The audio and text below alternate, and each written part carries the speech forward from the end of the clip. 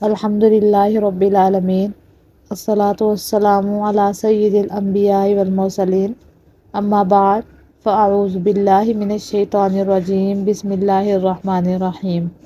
الصلاۃ والسلام علیک یا سیدی یا رسول اللہ، الصلاۃ والسلام علیک یا سیدی یا حبیب اللہ، وعلی آلک واصحابک یا سیدی یا نور اللہ۔ رب تعالیٰ کی حمد و ثنا پیش کرنے کے بعد اور پیارے حبیب مصطفیٰ صلی اللہ علیہ وآلہ وسلم پر درود شریف پیش کرنے کے بعد السلام علیکم ورحمۃ اللہ وبرکاتہ۔ آج میں آپ کو قرآن پاک کے اندر ذکر کیا گیا ایسا واقعہ بتاؤں گی کہ جو بہت ہی عبرت خیز اور ایک انتہائی نصیحت آمیز واقعہ ہے۔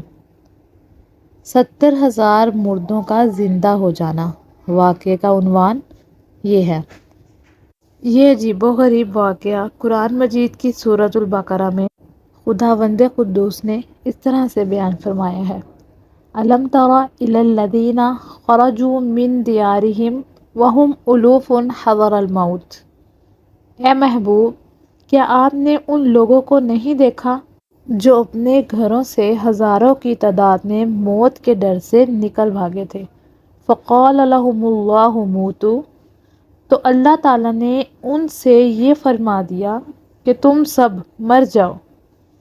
ثم احیاہم، پھر اللہ تعالیٰ نے انہیں زندہ فرما دیا۔ ان اللہ لذو فضل علی الناس ولکن اکثر الناس لا یشکرون۔ بے شک اللہ تعالیٰ لوگوں پر فضل کرنے والا ہے مگر لوگ ناشکرے ہیں۔ اس کے اندر جو واقعہ بیان ہوا اس کی تفسیر کچھ اس طرح ہے، اور یہ واقعہ حضرت حزقیل کی قوم کے ساتھ پیش آیا تھا۔ حضرت حزقیل کون تھے؟ یہ حضرت موسیٰ کے تیسرے خلیفہ تھے جو منصب نبوت پر سرفراز کیے گئے۔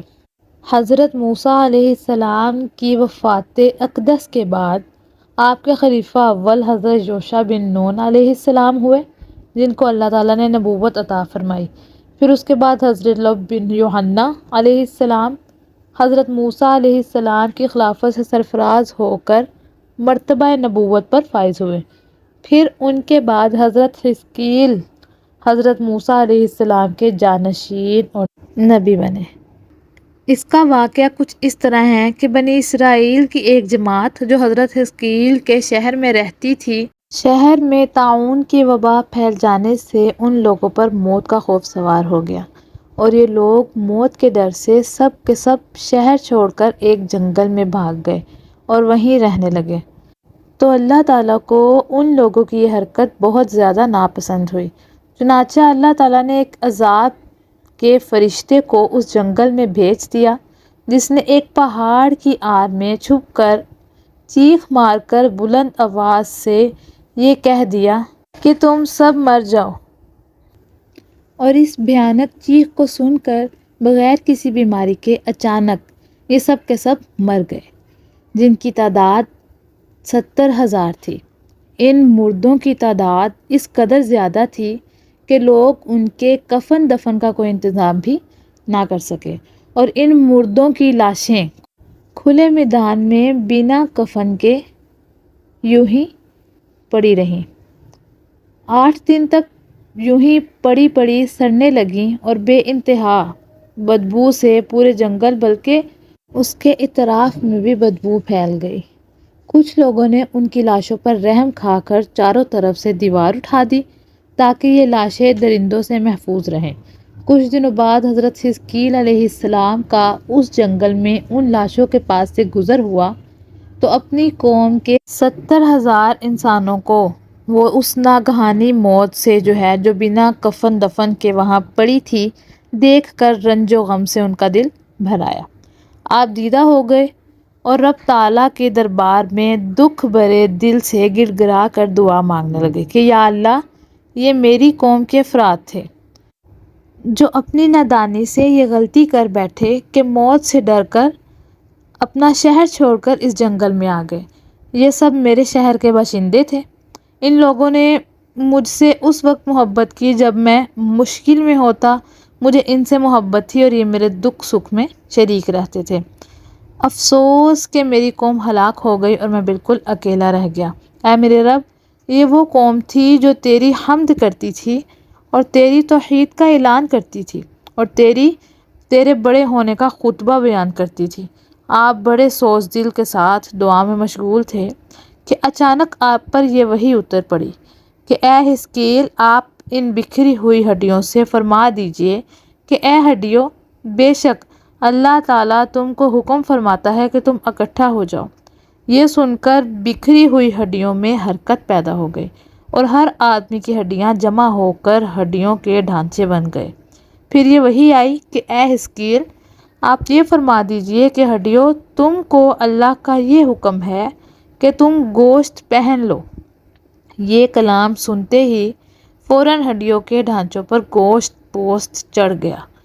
پھر تیسری بار یہ وحی نازل ہوئی کہ اے حزقیل، اب یہ کہہ دو کہ اے میرے مردو، خدا کے حکم سے تم سب اٹھ کھڑے ہو جاؤ۔ چنانچہ یہ فرما دیا تو آپ کی زبان سے یہ جملے نکلتے ہی 70,000 لاشیں دم زدن میں ناگہاں یہ پڑھتے ہوئے کھڑی ہو گئیں، سبحانک اللہم و بحمدک ولا الہ الا انت۔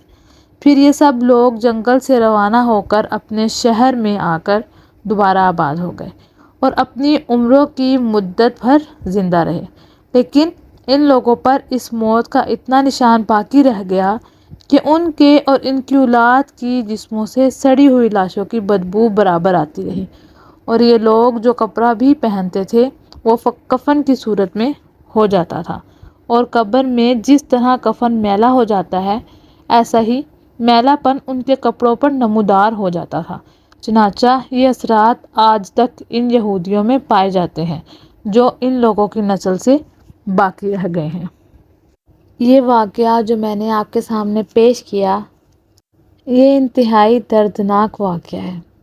ہم اس سے کیا نصیحت حاصل کر سکتے ہیں، ہمیں اس سے کیا ہدایات ملتی ہیں، اب اس کی طرف روشنی ڈالتے ہیں۔ پہلی بات کہ آدمی موت کے ڈر سے بھاگ کر اپنی جان نہیں بچا سکتا، لہٰذا موت سے بھاگنا بالکل ہی بیکار ہے۔ اللہ تعالیٰ نے جو موت مقدر فرما دی ہے وہ اپنے وقت پر ضرور آئے گی، نہ اس وقت سے 1 سیکنڈ پہلے نہ اس وقت سے 1 سیکنڈ بعد، بلکہ جو رب تعالیٰ نے وقت مقرر کیا ہے، چاہے ہم وہاں سے جدھر بھی بھاگ جائیں موت کی طرف ہی بھاگیں گے، کیونکہ رب تعالیٰ نے جو وقت جو جگہ ہمارے لیے مقرر کی ہے ہم اس جگہ پر ہی اس دنیا سے جائیں گے۔ لہٰذا ہمیں چاہیے کہ ہم موت کے ڈر سے نہ بھاگیں، بلکہ رب تعالیٰ کے احکام جو انہوں نے بتائی ہمیں زندگی گزارنے کے طریقے، قرآن پاک نازل فرمایا، اس کے اندر اس طرح کے واقعات سے ہمیں ڈرانا ہمارے لیے نصیحت ہے کہ ہم اس کو پکڑیں اور اپنی زندگی کو بہترین بنائیں۔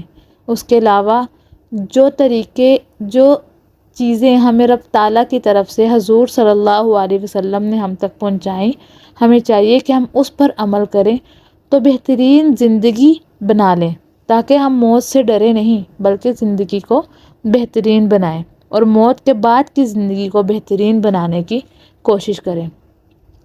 اسی واقعے سے ریلیٹڈ ایک واقعہ جو اس وقت جب طاعون کی بیماری وہاں پھیلی تھی اور پیش آیا تھا، میں وہ آپ کے ساتھ چھوٹا سا واقعہ ایک اور ذکر کرتی چلوں کہ منقول ہے بنو امیہ کا بادشاہ عبد المطلب بن مروان، ملک شام میں طاعون کی وبا پھیلی تو موت کے ڈر سے گھوڑے پر سوار ہو کر اپنے شہر سے بھاگ نکلا اور ساتھ میں اپنے خاص غلاموں اور کچھ فوجوں کو بھی لے لیا۔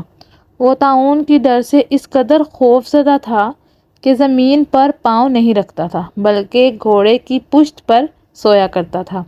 دوران سفر میں ایک رات اس کو نیند نہیں آئی تو اس نے اپنے غلام سے کہا کہ مجھے کوئی قصہ سناؤ۔ تو ہوشیار غلام نے بادشاہ کو نصیحت کا موقع پا کر اس نے یہ قصہ سنایا کہ ایک لومڑی اپنی جان کی حفاظت کے لیے ایک شیر کی خدمت گزاری کیا کرتی تھی، تو کوئی درندہ شیر کی خوف کی وجہ سے اس لومڑی کی طرف آتا نہیں تھا، اس لومڑی کی طرف دیکھ نہیں سکتا تھا، اور لومڑی نہایت ہی بے خوفی کے ساتھ اور اطمینان کے ساتھ اس شیر کی خدمت کر کر اپنی زندگی بسر کرتی تھی۔ اچانک ایک دن ایک عقاب لومڑی پر جھپٹا تو لومڑی بھاگ کر شیر کے پاس چلی گئی اور شیر نے اس کو اپنی پیٹھ پر بٹھا لیا۔